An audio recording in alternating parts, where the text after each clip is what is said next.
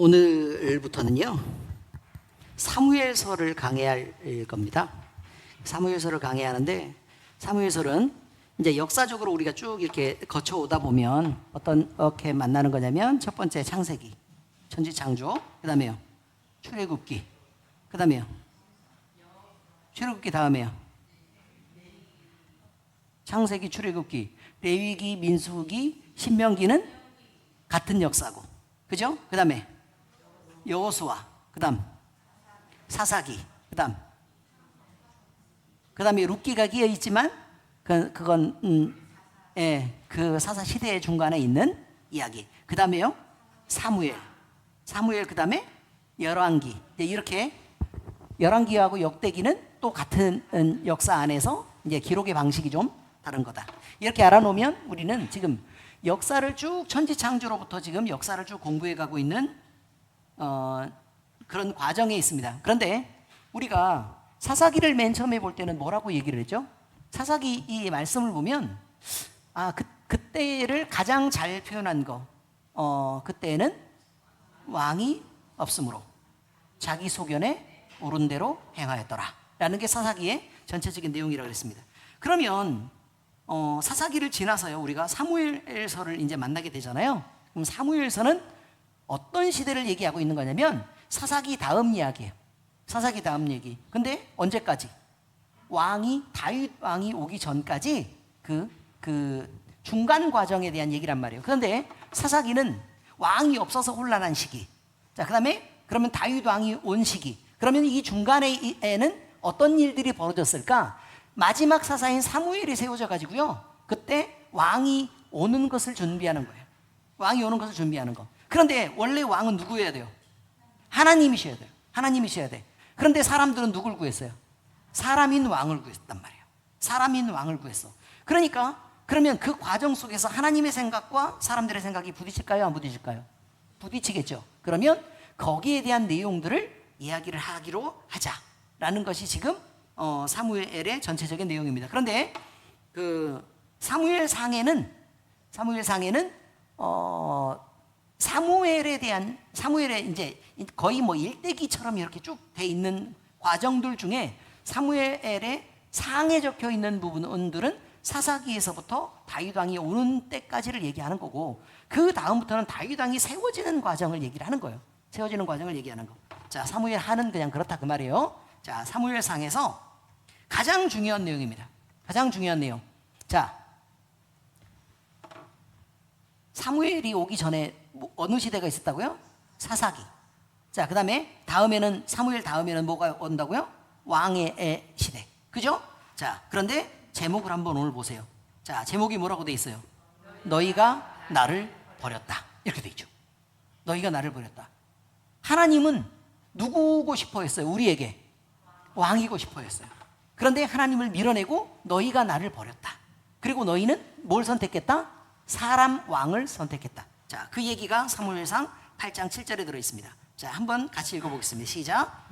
여호와께서 사무엘에게 이르시되 백성이 내게 한 말을 다 들으라.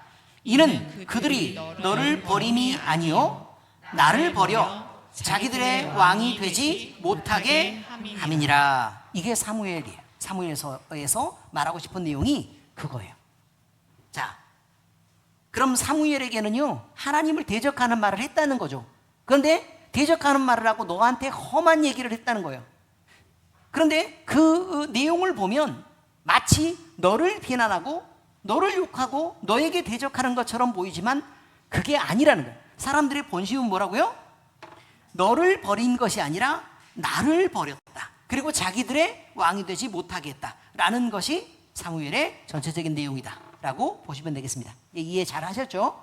자, 그래서 우리는 조금 아픈 마음으로 사무엘서를 볼 줄 알아야 된다는 거예요. 자, 그 다음 내용을 보면 사무엘서의 구조를 요약해 놓은 게 먼저 보입니다. 자, 구조가 어떻게 돼 있죠? 1장부터 7장까지는 하나님이 세우신 참된 지도자인 누구요? 사무엘, 이거죠. 그 다음에 누가 와요? 사울이 오죠.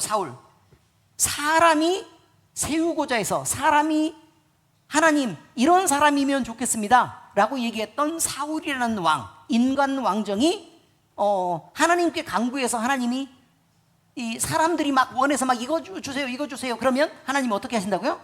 허락하신다고. 네, 허락하신다고요. 허락하셨는데 결국 그 결과 인간 왕정이 어떻게 실패해 가는가라는 걸 보여주는 거. 자, 그 다음에 16장에서 31장까지는 다윗에 대한 얘기인데 하나님의 선택과 구속사적인 왕의 그림자가 드러난다, 이런 거예요.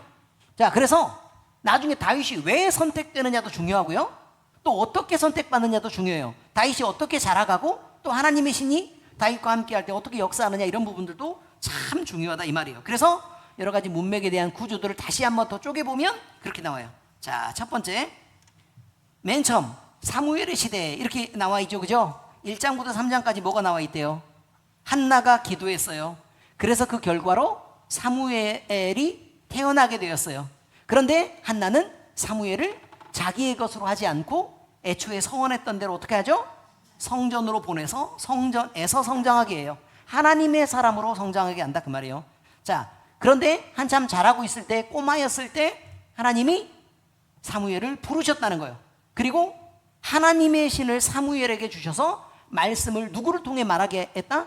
사무엘을 통해 얘기하게 했다. 자, 그것이 1장부터 3장 사이에 나오는 얘기예요. 자, 4장부터 6장까지는요 언약궤에 대한 사건이 나와요. 언약궤에 대한 사건. 블레셋과 전쟁을 해요.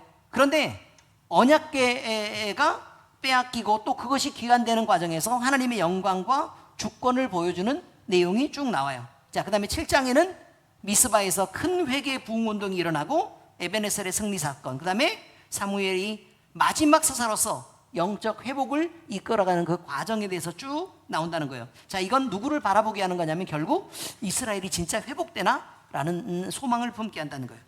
자, 그런데 자, 두 번째 단락에서 사울의 시대요. 8장에서 15장까지 인간 왕정의 실패라 그랬죠?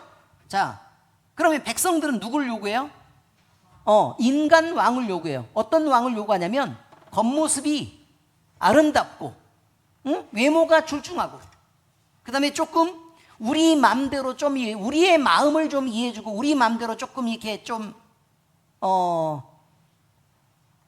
뭐라고 얘기하죠? 간섭할 수 있는 그런 왕을 요구한다는 거. 왕은 왕인데 우리가 간섭해가지고 영향을 미칠 수 있는 그런 왕을 사실 요구하는 거예요. 그래서 하나님은 왜 이들이 거절하는 거죠? 하나님은 1번 안 보여요. 그죠? 하나님은 안 보여요. 그 다음에 두 번째, 자기들 마음대로 안 돼요. 내 마음대로 되는 게 아니야. 하나님의 계획대로, 하나님의 생각대로 사람이 움직여야 돼. 그러니까 기분이 안 좋다는 말이에요. 기분이 나빠. 그죠? 그리고 또 하나님은 왜 안 되냐면 심지어 우리가 하나님을 섬겨야 돼. 하나님이 우리를 위해서 일을 해야 되는데 우리가 하나님을 섬겨야 된단 말이에요. 의미를 이해하시겠죠? 그래서 그것 때문에 하나님을 거절한다는 거예요. 그리고 나서 결국 인간 왕을 세워서 우리를 이해해 주세요. 그 다음에 적당히 연약해서 우리가 간섭할 수 있게 하세요. 뭐 이런 여러 가지의 내용들이 들어있는 사울이 세워진다는 것입니다.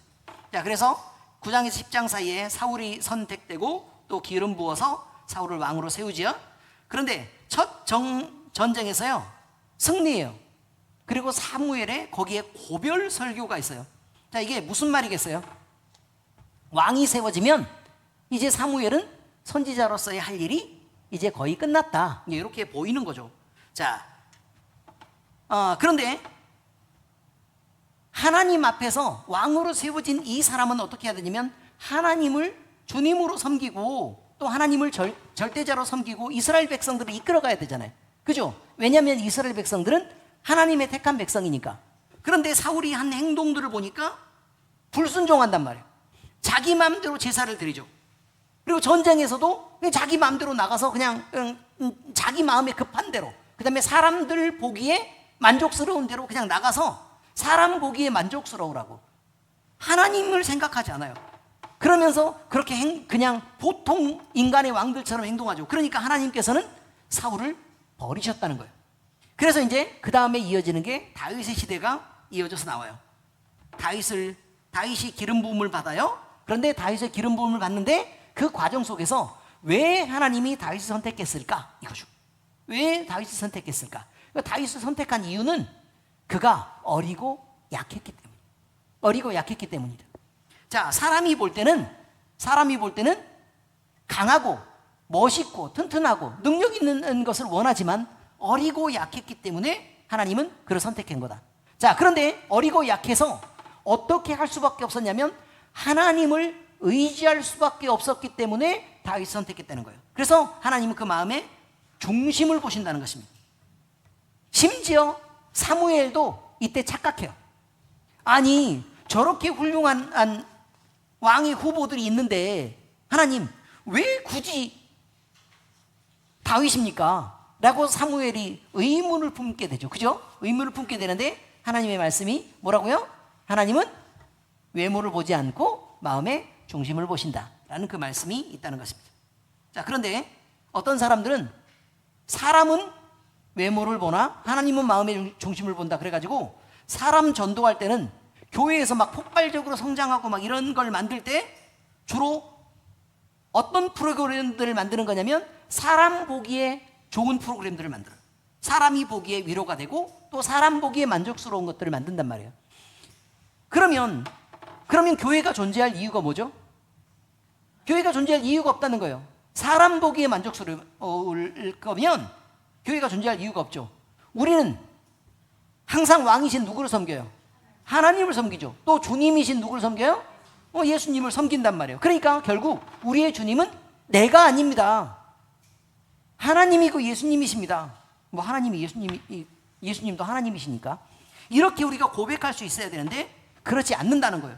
자, 그러면 하나님이 약하고 약한 사람에게 하나님을 의지하는 그에게 하나님은 능력을 부어주시는데 그 대표적인 게 뭐냐면 골리앗과의 전투예요. 골리앗과의 전투. 다윗이 누굴 잡는다고요? 골리앗을 때려잡죠. 그죠? 그런데 말도 안 되는 방식으로 때려잡는다는 거예요. 물론 물맷돌이 이렇게 돌려가지고 정확하게 인중에 때려 박히면 당연히 죽는 건 맞아요. 그런데 그가 대단한 스킬을 가졌던 그러니까 기술적으로 대단히 훌륭했던 훈련이 잘 돼 있는 병사로서 그렇게 나간 게 아니에요. 일개 목동으로서 그는 나가서 하나님의 이름이 그 골리앗에게서 무시를 당하고 또 하나님의 이름이 그 거룩한 이름이 낮아지고 그냥 버려지는 것을 견딜 수 없었던 다윗이 뛰어나가면서 네가 감히 우리 하나님의 이름을 이라고 얘기합니다. 그죠? 저는요 요 부분 골리앗과의 전투에서요 사실 다윗이 뛰어나가면서 한 그 얘기에 대해서 저는 성경을 읽으면서 엄청 많이 울었어요. 우리가 약하기 때문에 하나님을 의지할 수밖에 없는데 하나님이 이렇게 마음의 중심을 하나님을 향해서 당당하게 하고 그리고 이 전투에서 이렇게 이기게 하시는구나. 그래서 믿음이 승리하게 한다라는 게 중요하다는 거예요. 그러면 우리도 생각을 한번 해보세요. 왜 우리를 선택했다고요? 고집세고 못나서요. 또요 못생겨서요. 그 다음에요 아프고 약해 빠져서요. 또요 늘 상처받고 마음에 앙금이 있고 가시가 있어서 그렇다는 거예요. 그럼 우리 모두에게 다 그런 게 있다는 걸 인정해야 된다는 거예요. 그래야 하나님이 여기 부르신 이유를 우리가 아는 거예요. 근데 우리가 다윗처럼 행동하지 않고 꼭 사울처럼 행동해요. 그럼 하나님이 기뻐하시겠어요? 안 기뻐하시겠어요? 당연히 안 기뻐하시겠죠. 이게 중요한 것입니다. 자, 그 다음에 사울이 질투가 나오고요. 그 다음에 다윗과 요나단의 우정이 나옵니다. 사실 우정이라고 보기 어려울 만큼의 지극한 사랑이에요. 지극한 사랑. 자, 그 다음에 다윗의 도망 생활이 나오고요. 그 다음에 도망을 했지만 자기 손으로 하나님이 세우신 사울을 치지 않았다라는 게 중요한 거예요. 자, 그 다음에요 블레셋 땅으로 망명해서 목숨을 구걸하죠. 자, 그 다음에 블레셋에서 자리를 잡아요. 그리고 나중에 회복돼서 이스라엘 왕으로 이제 곧 세워지는 그런 내용들이 지금 사무엘 상에 여러 가지에 쭉 다 나오는 거다라는 것을 기억하시기 바랍니다. 이해하셨죠? 자, 그 다음에요 사무엘 상에 히브리어에 5개의 키워드가 존재해요. 키워드. 자, 샤마라는 게 있는데 하나님이 들으신다는 거예요. 자, 여기 샤마가 중요해요? 하나님이 들으신다는 게 중요해요? 그렇죠. 하나님이 들으신다는 게 중요하죠. 자, 하나님이 들으신다. 자, 그런데 마스. 그러면 하나님을 버린 인간. 하나님을 버린 인간. 여기에 대해서 나와요. 자, 그 다음에 세 번째 단어는 뭐라고요? 마샤. 그래서 기름 부어 세우신 왕. 이게 마샤예요. 그 다음에 레브. 중심을 보시는 하나님. 중심을 보시는 하나님. 그 다음에 카보드. 떠나거나 임하는 하나님의 영광. 하나님의 영광이 임하기도 하고 하나님의 영광이 떠나기도 하는데 그 하나님의 영광을 얘기한다는 거예요. 자, 좀 자세히 보면 자, 여기서 샤마라고 얘기하는 샤마 야훼라고 되어 있는데 이거는 여호와께서 들으셨다 이거예요. 하나님이 들으셨다. 됐죠? 하나님이 들으셨다. 자, 어떤 장면에 나오냐면 한나가요 분인나에게 너무 큰 괴로움을 당해요. 너무 큰 괴로움을 당해. 엘가나의 집에 엘가나가 아내를 둘을 데리고 있어요. 누구하고 누구요? 한나와 분인나. 이 둘을 데리고 있는데 분인나에게는 자식이 있고 한나에게는 자식이 없어요. 그런데 엘가나는 누구를 더 많이 사랑해요? 한나를 더 많이 사랑하죠. 자, 그런데 한나를 더 많이 사랑하는데 남편으로서 더 많은 사랑을 받고는 있지만 그러면 그럴수록 내가 자식 없는 게 너무 크게 다가오는 거야. 자식이 없는 게. 그래서 저게 자식 있다고 나를 흘겨보고 무시하고 막 못살게 굴고 막 이렇게 막 세상적인 지금 단어가 나오려고 그래서 지금 참는 거예요 지금. 에? 막 그렇게 괴롭히고 그렇게 하니까 마음속에 너무 괴로움이 있었다 그 말이에요. 자, 그런데 엘가나한테 얘기를 해도 내가 더 많이 사랑하지 않냐? 자식 새끼 있으면 뭐해? 내가 있잖아 라고 얘기를 합니다. 근데 위로가 돼요 안 돼요? 안 돼요. 그래서 조용히 이제 성전에 올라갔을 때 어떻게 한다고요? 한나가 하나님 앞으로 나가요. 나가서 엎드려서 울며 불며 부르짖는 거예요. 자기의 심장을 꺼내놓고 속을 다 뒤집어가면서 하나님 앞에 그렇게 눈물로 호소하면서 이렇게 있는데 영성이 대단히 뛰어난 우리 엘리라는 대제사장은 그걸 못 알아봐요. 그래서 뭐라고 얘기해요? 술 좀 작작 처먹지 그래 라고 얘기한단 말이에요. 응? 여자가 돼가지고 그렇게 막 술 먹어서 막 꽐라 돼가지고 그래 취해가지고 그렇게 그렇게 다니면 되겠냐? 라고 얘기를 한단 말이에요. 그러니까 한나가 뭐라고 얘기를 해요? 그것이 아니라 내가 하나님 앞에 기도하는 중입니다 라고 얘기를 한단 말이에요. 자, 그런데 그때 뭐라고 얘기한다고요? 여호와께서 들으셨다 이거예요. 그러면 응답받겠죠. 그죠? 오늘 이제 그 내용에 대해서도 얘기를 한다는 거예요. 자, 그래서 지금 하나님은 어디까지 들으시냐면요, 한나가 하나님의 뜻대로 기도하고 또 하나님의 뜻대로 사무엘을 하나님 앞에 바쳐요. 그죠? 그 기도만 들으시는 게 아니에요. 사무엘서를 쭉 보니까 뭐라고 말하냐면 인간들 자기의 욕심을 채우려고 왕을 구해요. 그때도 똑같이 뭐라고 얘기한다고요? 샤마라고 얘기한단 말이에요. 하나님이 그것도 들으셨다. 그래서 그것도 인간의 요구대로 또 어떻게 해요? 그걸 역사하셔서 하나님이 사울을 왕으로 주셨다. 이런 의미예요. 자, 그러니까 우리가 기도할 때 여러분 정신 차려야 될 건 우리가 기도하는 건 응답 받는단 말이에요. 근데 그게 무서운 거예요. 그걸 모르고 있다고 지금. 우리가 기도한 건 응답 받는다고. 문제는 우리가 하나님의 뜻을 묻고 하나님의 뜻에 맞게 기도를 하면 하나님의 뜻을 이루어가는 과정으로서 내가 도구로 사용되고 그 다음에 내 기도의 결과들도 그렇게 사용돼요. 문제는 자기 욕심을 채우려고 하나님 앞에 울부짖고 기도하고 새벽마다 나와서 하나님을 붙잡고 막 옷을 찢고 다리를 붙잡고 막 피멍들게 안 놓고 막 이렇게 하면서 쥐어 이렇게 기도하는 걸 하나님이 들으신다고요? 안 들으신다고요? 들으신다고요. 그 마음속에 욕심으로 가득해도 하나님께 기도하면 듣긴 들어요. 근데 그 기도의 응답이 과연 하나님의 영광을 위한 것이고 본질적으로 나를 위한 것이냐? 이스라엘은요, 왕을 구해서 사울이 왔어요. 그래가지고 다 망하게 생겼다고. 의미를 이해하시겠어요? 그러니까 하나님이 들으신다. 그게 무조건 들으신다는 것이 중요한 게 아니에요. 우리 기도를 응답한다는 게 중요한 게 아니라고. 우리가 어떤 기도를 할 때 하나님이 응답하셔야 맞는가라는 게 중요한 거란 말이에요. 이거를 여러분 잊지 말으시기 바랍니다. 샤마흐입니다. 여호와께서 들으셨다. 샤마흐 야훼. 됐죠? 그 다음에 버리다, 거절하다는 의미의 마스가 있습니다. 자, 버리다. 그럼 대표적으로 누가 누구를 버려요? 하나님은 이스라엘을 버린 적이 없어. 누가 누구를 버렸어요? 이스라엘이, 사람이 하나님을 버렸어요. 왜 버렸어요? 내 마음에 왕의 자리가 있는데 이 자리에 하나님이 계시는 것은 좋아요, 싫어요? 싫어했다는 거예요. 반드시 이 왕의 자리에 누가 있고 싶어? 내가 있고 싶다, 그 말이에요. 그들이 하나님을 버렸다. 그러고 나니까 나도 로마서에서 얘기하는 것처럼 그들의 상실한 마음대로 내어버려뒀다. 이런 표현들이 중요한 거예요. 그래서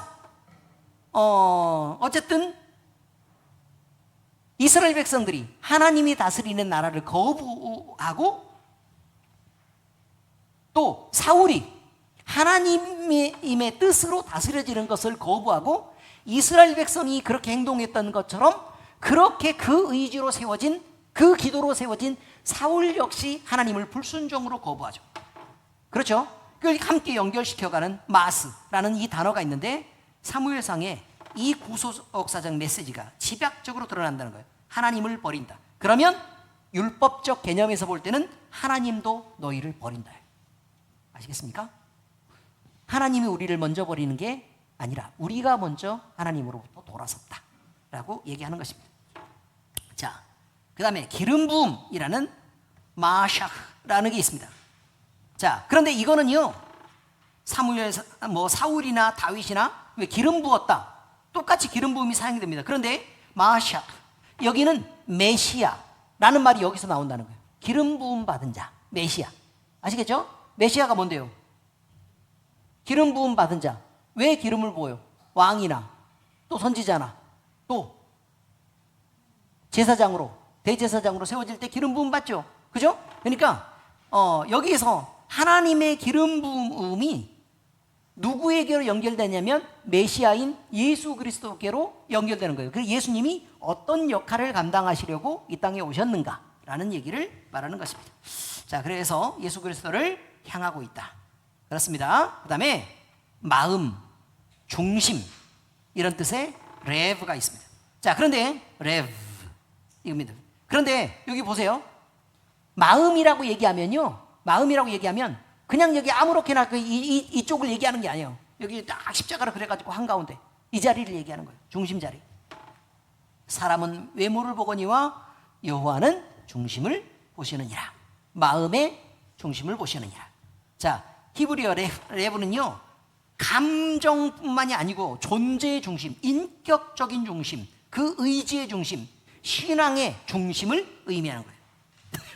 그래서 왕정이라고 얘기할 때 어떤 제도가 있느냐가 중요한 게 아니에요. 어떤 제도가 중요한 게 아니고 어떤 제도로 다스려지는가가 중요한 게 아니란 말이에요. 그는 왕정이라도 하나님을 중심에 둔 왕정은 하나님이 왕이신 거예요. 의미 이해하시겠죠? 그런데 사사기처럼 사사가 세워져서 하나님이 왕으로 다스리시는 그런 나라라도 사람들이 마음의 중심으로부터 하나님을 거부해버리면, 밀어내버리면 그 마음의 중심은 하나님께 드려지는 게 아니라고 얘기하는 거예요. 우리의 신앙도 마찬가지죠. 우리가 성도로서 교회에 와서 예배드리고 있느냐 아니면 그렇지 않느냐가 중요한 게 아니에요. 교회에 와서 예배하는 사람이냐 아니면 밖에 나가서 노는 사람이냐, 이게 중요한 게 아니라고요. 그것보다 중요한 건 네 마음의 중심에 하나님이 계시냐라는 게 중요한 거예요. 네 마음의 중심에 하나님이 계시냐. 뭐 그렇다고 난 내 마음의 중심에 하나님이 계시니까 나는 주일 오전 10시쯤에 딱 날씨 좋을 때 이렇게 스케줄 딱 한번 잡아서 골프 딱 한번 나가고 마음의 중심에 하나님만 계시면 되니까. 그럼 그 사람한테 다시 물어요. 네 마음의 중심에 하나님이 계시냐? 또 그렇다고 대답은 또 다시 물어야 돼. 네 마음의 중심에 하나님이 계시냐? 이해하셨습니까? 무슨 말 뜻인지? 그런데 그렇게 나가 노는 사람들이야. 그냥 하나님이 중심에 있다고 고백을 하더라도 하나님 판단하실 일이고, 예배하는 우리가 정말 마음의 중심에 하나님을 모시고 있느냐라는 것은 다시 생각해야 된다고요. 여기에 있는 사람이라도 마음의 중심에 하나님이 계시지 않는 사람들이 이게 문제 아닙니까? 적어도 남들은 그냥 뭐 어떻든 간에 나만이라도 하나님을 내 마음의 중심에 모셔야 되는 그런 신앙의 회복이 있어야 된다는 것을 잊지 마시기 바랍니다. 아시겠죠? 자, 그 다음에 마지막은 영광입니다. 영광, 카보드입니다. 사무엘상 4장 21, 2절에서 처음 등장하는 단어인 이가봇이라는 영광이 떠났다. 여기에서 파생되는 건데, 카보드는 무게, 존귀, 하나님의 임재를 의미하는 것입니다. 하나님이 임재하시는 건 그냥 쓱 스쳐가는 게 아닙니다. 우리 마음에 가장 중요하게, 가장 소중하게, 가장 무겁게, 가장 단단하게 그렇게 임하는 것이 하나님의 임재라는 것입니다. 그리고 가장 귀하게요. 자, 언약궤 사건에서요, 영광이 떠났다 이렇게 표현합니다. 영광이 떠나. 이것은 하나님이 임재하시다가 그러면 하나님의 임재가 바람에 날려가듯이 쓱 날아갔다 그런 뜻이 아니에요. 하나님의 임재는 이스라엘 안에, 이스라엘이 죄짓고 범죄하고 하나님을 막 거부하고 그 다음에 하나님 무시하고 자기들 막 우상숭배하고 그럴 때 하나님은 꾸준히 그들과 함께 했다는 거예요. 무겁게 그리고 귀하게 그곳에서 자리 잡고 하나님은 지켜오신 자리가 있다는 거예요.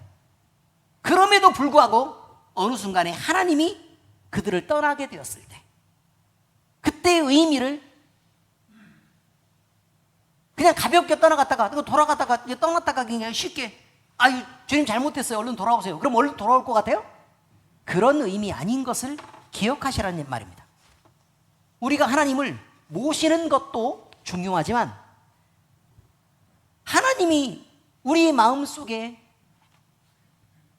우리의 믿음이 끝까지 우리만을 위해서 계속해서 그렇게 한 방향으로 그렇게 내 욕심, 내 이기심을 위해서 그렇게 나아갈 때 하나님은 그렇게 옆에 계시고 그렇게 기도를 응답하는 것처럼 보이고 우리의 찬송도 다 듣고 막 이렇게 예배 중에 막 이렇게 역사하시는 것처럼 보여도 어느 순간에 나를 방임하기 시작하는 순간이 와요.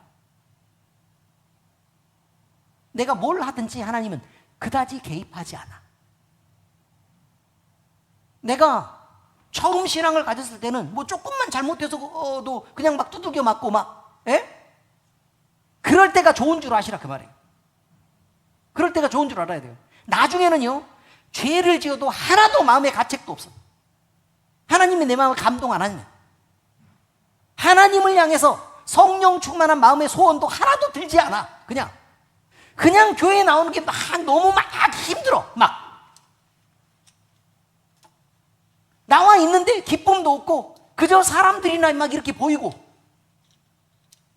그렇게 있단 말이에요. 그러다가 보기 싫은 사람들 막 앞에 스쳐 지나가니까 막 이게 눈앞에 그냥 이렇게 그 사람들 안 보려고 이게 피해서 이게 한참 지내고 있는데 시간이 지나면 또 주일이 지나 있고 교회도 즐겁지 않고 예배도 즐겁지 않고 기도도 찬송도 그 어떤 것도 하나님 안에 있는 그리스도 안에 있는 교제도 하나도 즐겁지 않은 그런 삶이 내게 계속 이어진다면 그러면 하나님의 문제인가 내 문제인가를 볼 수 있어야 된다는 거예요.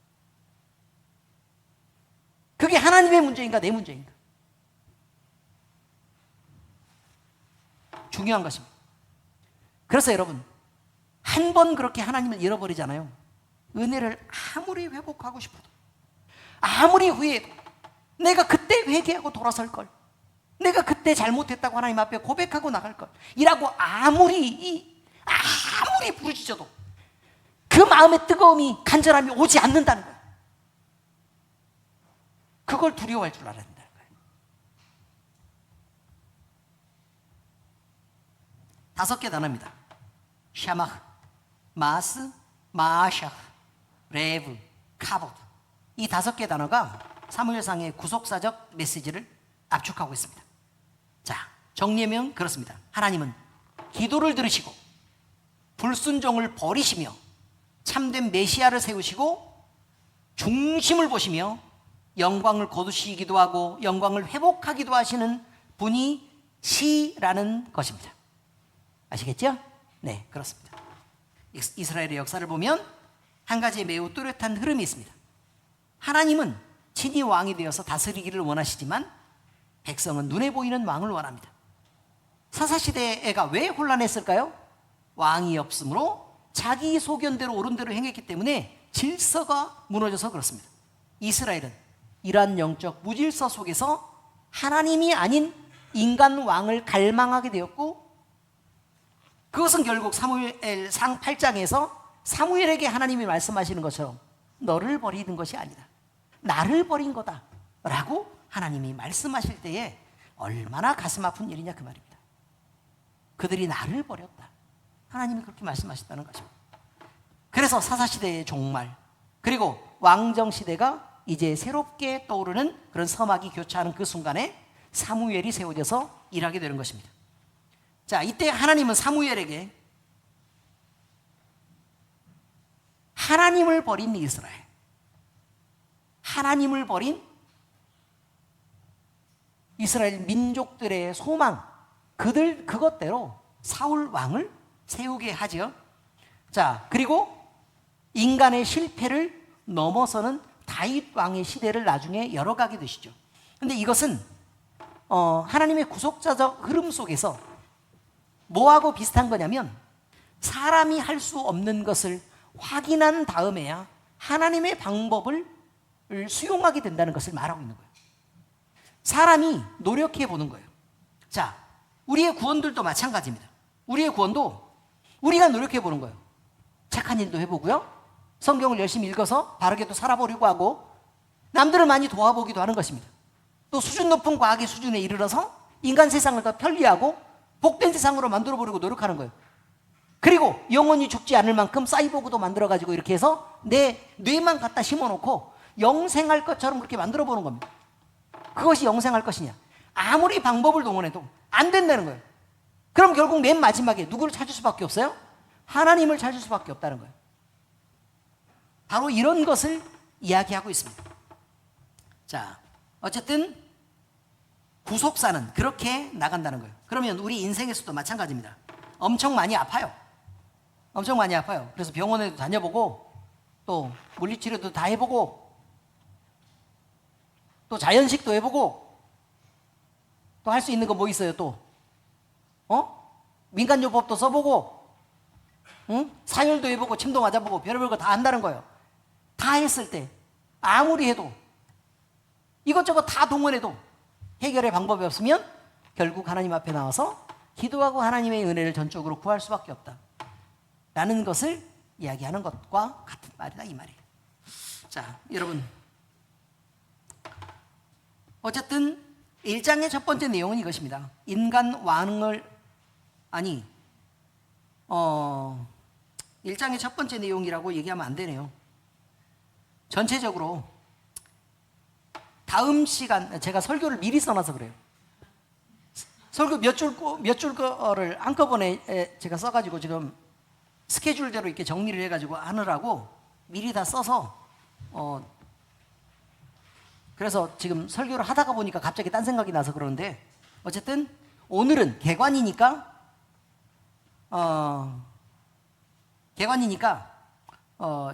여기까지 하도록 하겠습니다. 하나님의 선택과 참된 왕의 그림자가 보인다. 그런데 이 안에서는요, 이스라엘이 요구하는 왕과 사람이 원하는 왕에 대한 대조가 있고, 또 하나님이 왕을 세우실 때는 어떤 왕을 세우려고 하느냐라는 것에 대한 것입니다.